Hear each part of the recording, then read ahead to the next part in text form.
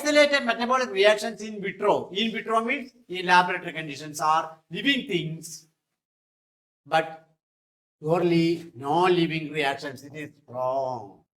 Isolated metabolic reaction in vitro are the same question we have discussed, are not living things, but surely living reactions. That should be the correct one. Growth exhibited by non-living objects. Sometimes non-living objects can also grow by accumulation of material on the surface. It is called accretion.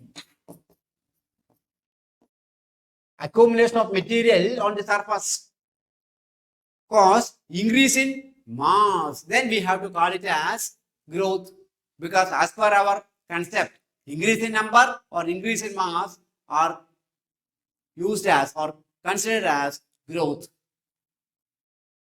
So, growth exhibited by non-living objects by the accumulation of material on the surface, whereas in living organism, growth is from inside. Correct.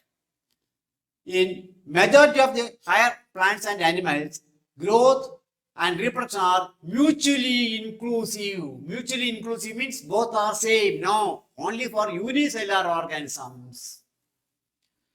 Photoperiod affects the reproduction in plants only. No, it affects all living things.